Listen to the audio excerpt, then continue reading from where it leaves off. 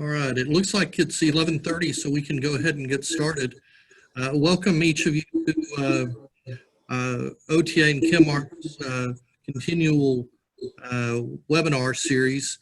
The first couple have been more on specifics for what OTA is involved in, looking at like environmental issues, facilities issues. But the purpose of this webinar is to help the oil industry understand things, gain knowledge to help them through this challenging time. One of the areas that seems to be very confusing right now, at least for me, is the whole PPP loan program. We're fortunate that we have Kathryn Walker, who is Executive Vice President of Veritex Bank, has been doing SBA related work for 26 plus years. Actually did the PPP loan for us. She can tell you about how many they've done. I know there for the longest time, Kathryn, you were doing quite a bit of these PPP loans, quite a number of loans, and also dollar-wise. The format for this is going to be kind of a give and take questions between myself and Kathryn. If you have questions, don't hesitate to send those through the toolbar that you'll find on the very bottom where it says chat or Q&A, and then we'll address those. If we don't get to your questions, then we'll provide Kathryn's information, or you have OTA's information, and we can get you an answer for those questions. With that, I'd like to go ahead and kind of start it by throwing out a kind of a general question to you, Kathryn, about how, there's obviously a lot of uncertainty. There was a lot of uncertainty for the PPP loan to get started, and a lot of changes on the whole criteria. And it seems like there's continuing uncertainty and challenges on what exactly you have to do for forgiveness. Obviously, the goal is to maximize the forgiveness, and that's one of the main focuses of today's webinar. But can you kind of bring us up to speed on where with all the changes and uncertainty? Yes. As you indicated, from the beginning of the program, there were continual new releases of information and interpretations, IFRs. Changes were issued mostly in interim final rules, updates, and Q&As by the Treasury from the beginning. That's continuing to happen on the forgiveness side. The SBA did release the form 3508, which is the forgiveness application, which may or may not have changes at this point. It was just released last week. There was an updated IFR on forgiveness specifically issued on Friday, which clarifies a lot of information. We do expect there to be continual IFRs with interpretations, clarifications, and actual potential major program changes still happening. We understand that Congress is meeting this week to address some quote fixes of some banks and IBAT and other and small businesses having issues with the program and some of the initial requirements of it, and requesting some changes or revisions to that. So that is possible to happen at this point. Most of the proposed changes that are being requested have to do with the 75-25%, where a minimum of 75% of the loan dollars get spent on payroll costs, eligible payroll costs over the 8-week period. That was not statutory. That was not in the specific initial CARES Act. That was input by the Treasury and SBA. So there's requests for that to be looked at, to possibly be revised to allow more forgiveness, and also a discussion about potential extending the 8-week period to apply those costs for forgiveness. We don't know if that'll happen, but that is being discussed. But at this point, what we have to work with is the 3508 and the worksheets to start. I would suggest starting to prepare all the worksheets, all the numbers based on that, and start to get all the documentation based on that. There are some things that are open to interpretation still based on that specific form. And some lenders will actually have borrowers complete this actual form. Others will have the same kind of information input to online portal applications. So check with your lender on which of those will be used to get the information. But there are many items still open to interpretation pending further guidance. And so I will not really be focusing on specific interpretations that are in question, because we're kind of restricted from doing that and offering interpretations at this point. But the IFR that came out on forgiveness on Fridays clearly states that each lender is charged with the complete responsibility for determining borrower forgiveness. So you do want to reach out to your specific lender on any specific interpretations that you're questioning on any of the rules. Kathryn, on just clarification, what is IFR? Oh, You've used that a couple of times. The interim final rules, and those are what have been issued. They're available on the Treasury website along with the Q&As. The original CARES Act was issued as voluminous, I don't know, it was 800 pages, and then that got put into place by the SBA as what was called the interim final rule on the PPP program. And so they've issued updates and changes to the IFRs as they've gone along and issued interpretations. So is this when I make a joke about how you have a final rule, but then you have an interim in front of it? Yes. And so it's, you brought up this application in this form, help me out, 3508. Yes. Where would you find that if you're needing to look at that? Is that on the website? Do you just do a search? SBA's website, like I just searched it, and I searched PPP SBA application 3508, and it came up. I'm on the SBA website right now, and there's a link to it on the SBA.gov website. So you should. Sounds like you're suggesting that everyone needs to print that off and use that as a guide right now, knowing that it could still change. That's what I would suggest. I mean, there are obviously law firms, CPA firms issuing their own calculators, and they should obviously replicate what SBA is using. But, you know, this is pretty user-friendly, step-by-step. There are some I've seen online versions of this that may be a little more user-friendly, but this is really the gist of it. I mean, it goes and describes each definition of everything they're using and entering, you know, addressing each line item on each form and describing what's put in where. So it's a lot of information, but it does take you through it step by step. Okay. One of the big issues out there right now, and again, to reiterate what Kathryn just said, she's not able to give specific answers because of how things keep changing, and she can't commit her bank to certain things that the government hasn't committed to themselves. So just making sure that she wants to give specific answers, but just can't because of the government. But can you address, on the dates, there seems to be two different sets of dates or to worry about. 8 weeks from the start of whenever you get the money, and kind of how that works. And then I'm also hearing June 30 as another date where I think you can hire some people back on. Those seem to be the two time periods or dates that are issued. And I guess they're talking about changing those, but right now, explain that. Okay. Well, yeah. The starting point is to document the expenses that you have, that you can document your payroll costs, which is now 75% of the loan funds to get full forgiveness on eligible payroll costs, and the remaining 25% on other eligible costs for forgiveness. So that's the 8-week period where you would have to show, and it's 56 days. They've defined it now. There's 2 time periods it can start on. And it is based on the initial disbursement date, the date that the lender actually dispersed the funds to you. In certain circumstances, there were loan increases, like partnership situations where the partnership income may not have gotten included in the loan, and they allowed increases not to do another loan. So in the event there were multiple disbursements, the form indicates that it starts on the initial date of disbursement. And then there's 2, you can actually use that's called the covered period, the 56 days from the initial disbursement date.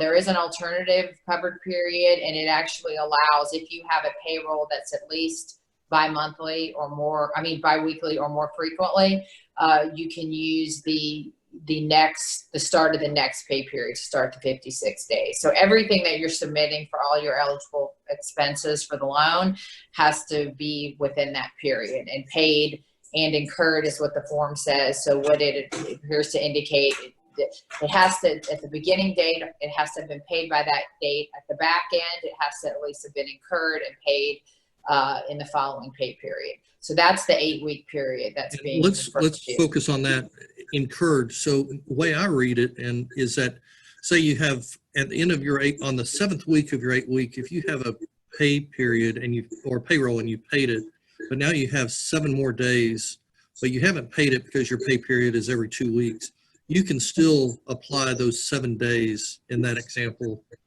even though you haven't paid it during the 8 weeks, you've incurred it and you're going to pay it a week later. That is what it appears the interpretation is, yes. Which, I mean, I would definitely, again, check with your lender because they're the ones that are going to be making the final interpretation and accepting the numbers. But yes, that appears to be what is indicated by what has been put out. Okay. And sorry, I interrupted you. So I think you were heading toward the June 30 and what the significance of that date was.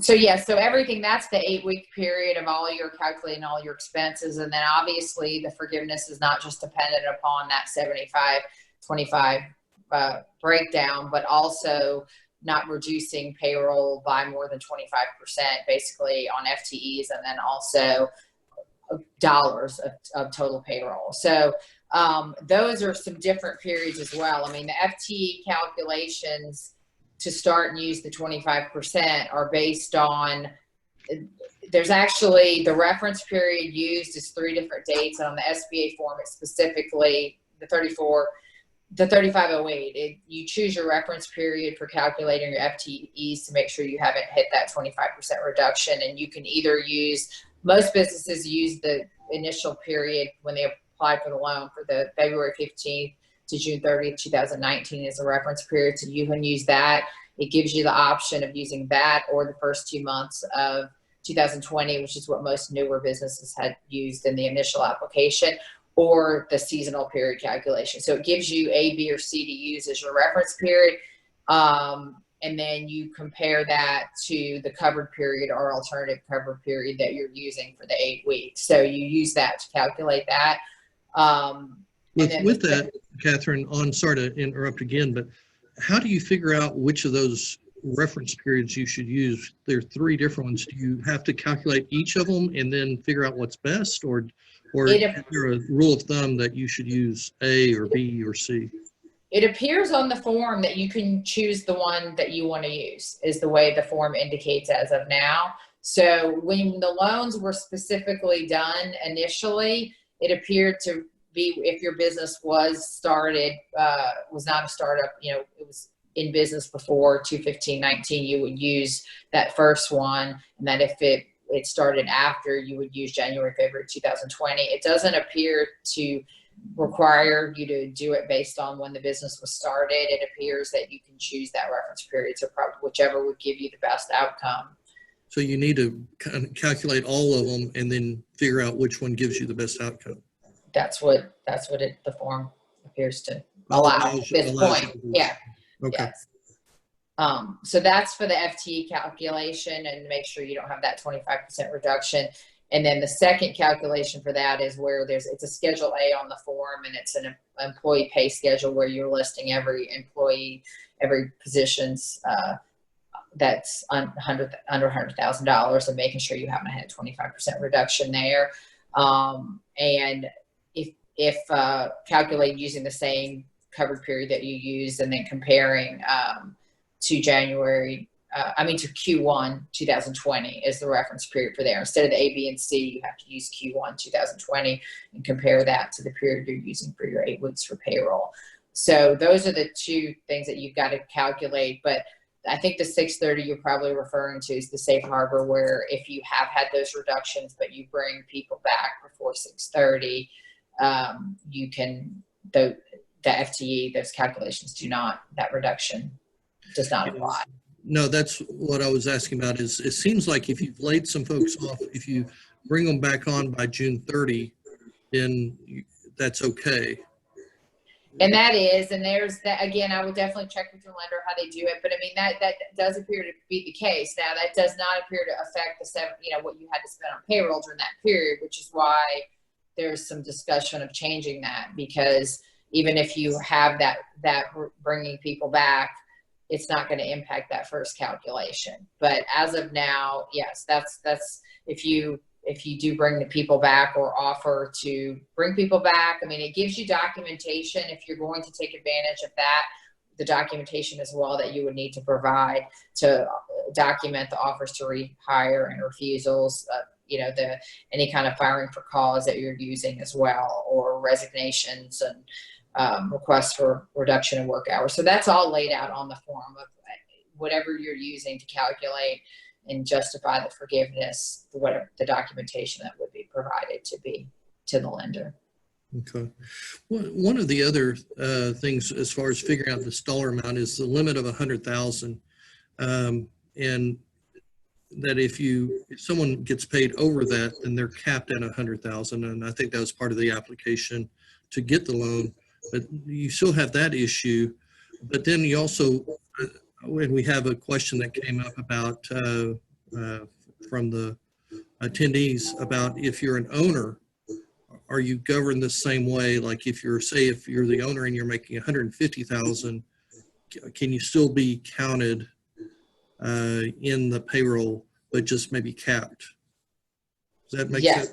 Yes. I mean, that appears to be the case based on the original calculation, the cap. There is some question and clarification of allowing over that 100,000 benefits in addition, because that was a confusing thing and open to interpretation in the first round and interpreted differently. And that's pretty much the case at this point as well, if that cap is on salary or total benefits. But that again, that's a kind of fuzzy issue right now, and it's being interpreted different ways at this point. That did come out in the beginning. It was clarified in an IFR on the front end. So I would assume that there would be some additional clarification on that as well. Another interim final. Yes. Okay. What about record keeping? What should people be like from your standpoint? What are you wanting to see? You're wanting to see actual copies of payroll, or how detailed should we be putting it in an Excel sheet and having scanned copies, or what? How does someone document all this stuff, and what should we be looking to do? And the documentation is listed on this form as well, what they're going to be looking for. I mean, it's payroll reports, internal, whatever third party, whatever payroll reports you have, and it suggests possibly bank statements as well if needed, 941s, insert if you're sole prop, Schedule C, K1s, if applicable, and then SUTA forms, the health insurance statements with canceled checks, retirement statements with canceled checks. Again, it's going to be up to the lender if they're going to want just those health statements or coupled with canceled checks to prove it was spent. So those are the documents. And then for the 25% of the other eligible expenses and mortgage statements and possibly canceled checks, copies of the lease agreements, possibly canceled checks, utility bills, possibly canceled checks, but primarily the documentation for each item to basically document each of those expenses. Okay. Yeah, we were scanning copies of the bill, but not necessarily the checks, but I guess might as well do the checks also to show that we actually did pay.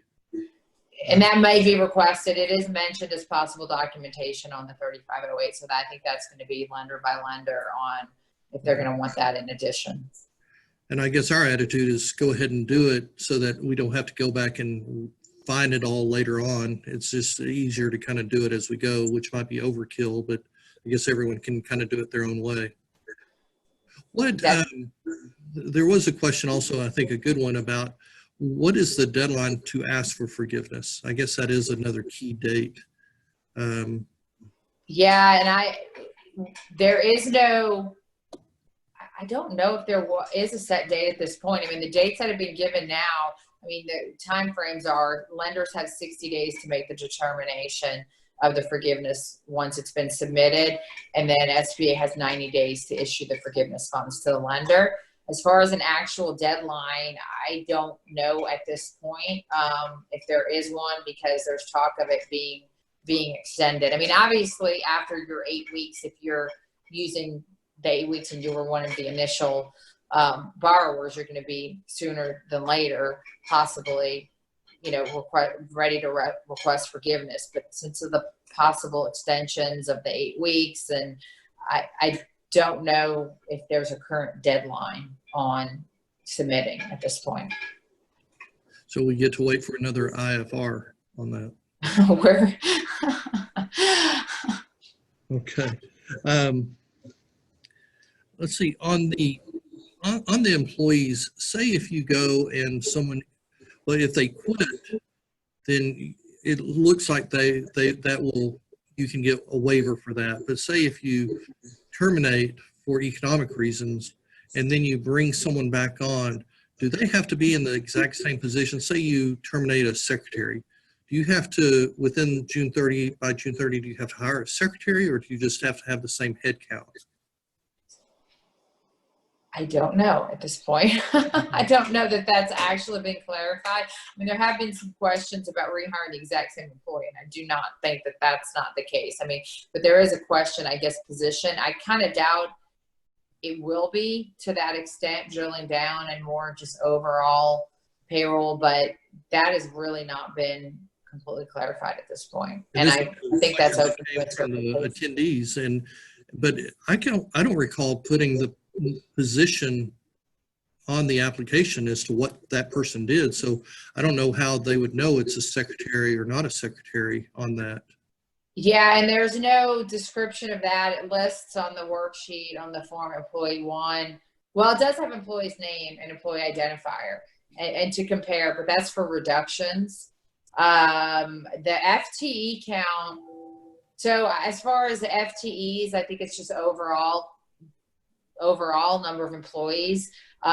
Where it seems to want a lot more detail is based on the reduction of a specific, because if you did reduce somebody's pay specifically, then that can be reduction. So I think that's the only place it gets very specific based on the form. Other than that, it's basically just calculating FTE. So you're not identifying specific positions. So again, I'm not trying to tie you down, but it sounds like if you start with a certain head count, as long as you end up with a certain head count, you're okay. That's what it appears. However, obviously, even if you keep the head count, but you have the reduction in the dollars, then that's that second calculation. And on the dollars, is that the 75% or is that the FTEs? No, well, there's the FTEs, and then there's the actual any individual people you reduce by their compensation specifically by 25% or more. That's the second 25% reduction calculation. And I'm talking specifically if you fire someone, then they just go away, so they go down to zero. Then 4 weeks later, you add another person. Now, during those 4 weeks, you have no pay for that spot. Right, but that will affect your FTE calculation if you don't replace it with somebody else, right? Okay. Right away or just within that 8-week period? Well, the FTE calculation it's comparison of the 8-week to whatever reference period that you use, that A, B, or C. So it's going to compare your overall FTE calculation and make sure that wasn't reduced by 25% overall. So that does not appear to be specific by position or anything. That's just overall FTEs. The numbers are what the numbers are, and comparison of that. Okay. Another question here that it's kind of related to that is as you have you're able to use the PPP for these new employees that you say you end up adding someone, whether it's a replacement or not, you can still use those funds to pay those salaries. And that's in the 8-week. Yes, it's anybody who's paid. That doesn't have to tie back to anyone who was there the prior year. I mean, that's just total payroll. Okay, perfect. Another question that was sent in. I'm sorry, I'm trying to read this. And again, this might be challenging for you to answer, but if they're talking about extending the use of this loan, How do you keep, do you have any ideas for how to handle the number of employees on staff over that extended period? How do you, again, we're asking you to say opine to something that might be hard, but if you don't know if that 8 weeks is going to be 8 weeks, how do you address this? The payroll and people and all. How about that? Yeah, that's a good question. Yeah, I don't know if they extend it, if they'll give an option, if people like this period better. I know it's frustrating to just not know and have more questions than answers, but we don't know if that's extended, if they'll extend the 6/30 date. I mean, there's so many things. If a change is made, what else gets changed? Okay. What, I know it's put you in an awkward spot with that question, but on the 25% of non-payroll, I think that's fairly clear what could be included with that, like its utilities. Two questions I had on that, and see, again, this might put you in an awkward spot, but it talks about interest on mortgages.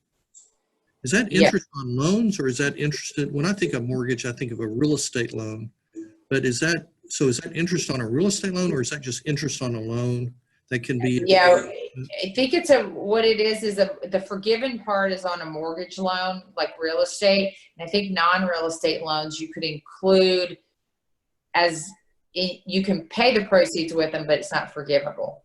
I think there is a distinction made between those two for real estate mortgages. I think they did clarify that any other loans, it could be included in the proceeds, but it's not forgivable expense. Okay. And then the other question on that 25%, I've heard people talking, and this might be in an IFR coming up, is can it be used for gas? For your, say, especially in the oil field, a lot of folks have trucks and they pay a lot of gas. Is that included as a utility? You have any idea about that? That has been mentioned. That was in an IFR that could be included. So that does appear to be allowed and included in the utility. Because for some folks, oilfield service related, or even oil companies, that could be a significant amount with all the pumpers and folks driving around. So sounds like you need to at least put that in there and let your lender determine whether they'll allow it or not. Yes. Okay. And actually, let me go back. They actually clarified that the mortgage that you're talking about is on real or personal property in the forgiveness. I think there was a non-forgiveness amount for other loans. So you're right. The distinction, when you think of mortgage, you think of real estate, but it specifically says on real or personal property. So like if you have a truck loan, can you use the interest? Yeah, I would again check with your lender, because it does say mortgage, but then it says personal property. So I think that would be open to some interpretation there, and maybe further clarification on that. All right. Looking at the time, it's 11:59. Kathryn, do you have any closing thoughts or anything you'd like to share? And no problem if not. No, I think, I think there's more to come, and your lender's probably the best source for interpretation on this, pending further guidance. Okay. Well, Kathryn, definitely appreciate your time on this. This is so confusing, and hopefully everyone found this useful to at least get a little additional data to put in. And we kind of put Kathryn on the spot because all of these IFRs and all this government changing, she doesn't know because the government doesn't know, but at least this gives us some things to look at. Also remind you that we will be doing this again next Wednesday. That will be partner with Ackerman to discuss bankruptcy. not necessarily saying y'all are going to go bankrupt, but if your customer goes bankrupt, you need to understand what your issues are to try to get fully reimbursed or funded.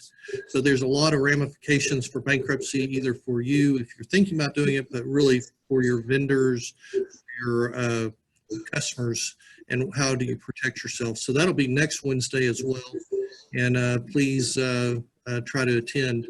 If you've got any questions or follow-up, please reach out to OTA or Chemark representative.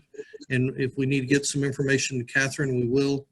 But otherwise, thank you for being here. Kathryn, as always, thank you for your time and participation on this. Okay. With that, Thank I'll you. say good day. Okay. Bye.